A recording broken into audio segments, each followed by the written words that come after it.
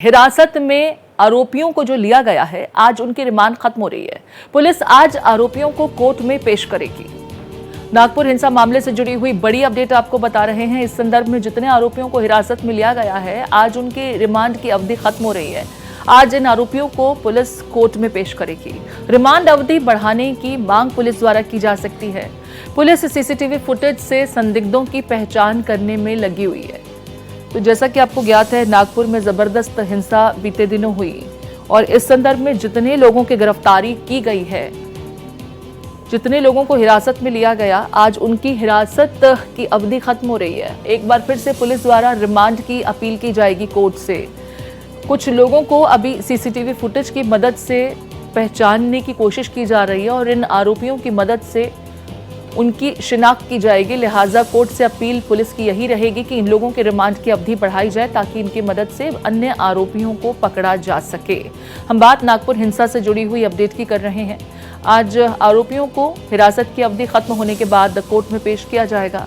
Police remand की अवधि बढ़ाने की अपील की जाएगी।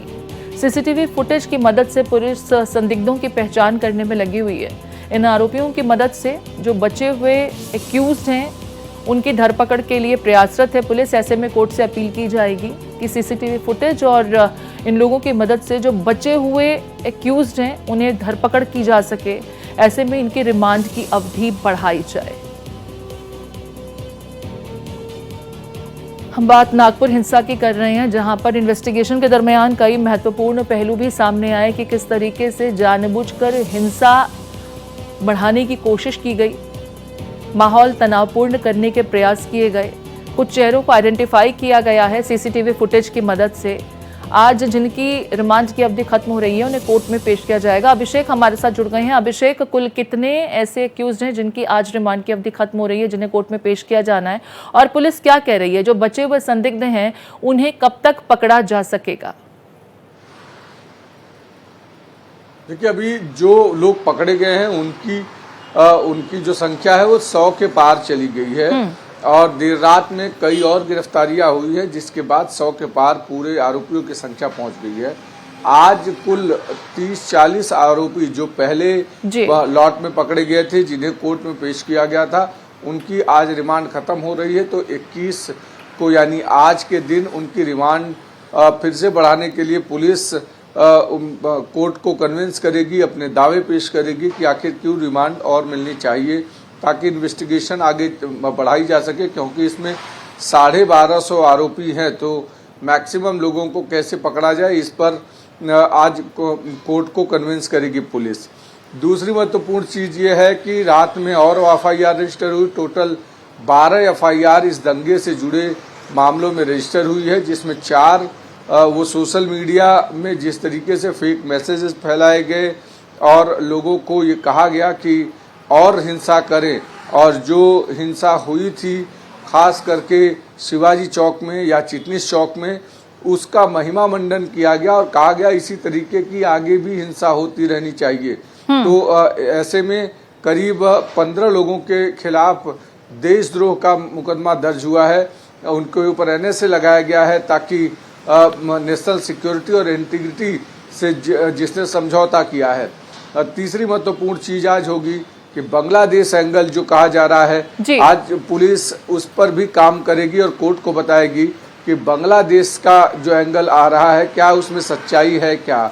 यहाँ पर अभिषेक, माफ कीजिए, आपको बीच में रोक रही हूँ। 2-3 चीजें। आज जुमा का दिन है और रमजान का महीना भी चल रहा है, तो जिन इलाकों में हिंसा हुई थी वहां पर सिक्योरिटी के लिहाज से क्या कुछ प्रयास है? क्योंकि आज पुलिस के लिहाज से स्थिति संवेदनशील एक बार फिर हो सकती है। दूसरी चीज ये कि इस मामले में साइबर पुलिस द्वारा भी FIR दर्ज की गई, स्थानीय पुलिस के अलावा।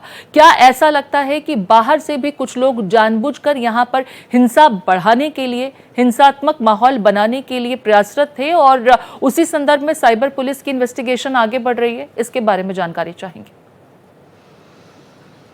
बिल्कुल सही कह रही हैं कि आज जुम्मे का दिन है और जुम्मे का दिन बहुत महत्वपूर्ण माना जा रहा है, क्योंकि नागपुर में दंगे के बाद ये पहला जुमा है और रमजान चल रहा है। इसलिए जुम्मे के दिन हर मस्जिद के बाहर सैकड़ों लोगों की भीड़ होने वाली है और इस दौरान अगर मस्जिद से कुछ भी तकरीरें होती हैं तो उसका सीधा असर शहर की कानून व्यवस्था पर पड़ेगा।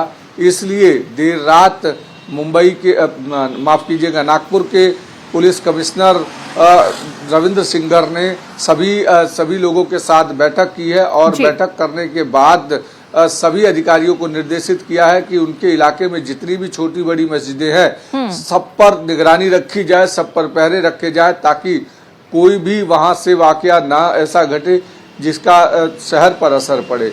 और साथ ही साथ जो सोशल मीडिया की बात आपने कही, सोशल मीडिया पर ये जरूर सामने आ रहा है कि कुछ बाहरी ताकतों का भी इसमें इन्वॉल्वमेंट है। न केवल नागपुर बल्कि बाहर के लोगों ने भी हिंसा भड़काने में और हिंसा को सही बताने में जो काम किया है और आगे उकसाने का काम किया है, इससे लग रहा है कि ये बाहर की ताकतें भी हैं जो कि नागपुर को दहलाने की कोशिश कर रही हैं। बहुत शुक्रिया अभिषेक विस्तार से जानकारी साझा करने के लिए। तो एक तरफ पुलिस इस पूरे मामले में तमाम पहलुओं को जोड़कर क्या कुछ साजिश का एंगल निकलकर सामने आ रहा है उसकी पड़ताल कर रही है। आज जिन आरोपियों को हिरासत में लिया गया था, रिमांड की अवधि खत्म होने के बाद कोर्ट में पेश किया जाएगा। और जैसा कि अभिषेक ने भी बताया, जुमे का रोज है, संवेदनशील माहौल पहले से ही बना हुआ है, लिहाजा पुलिस एक एक कदम फूंक कर रख रही है, तमाम एहतियात बरते जा रहे हैं।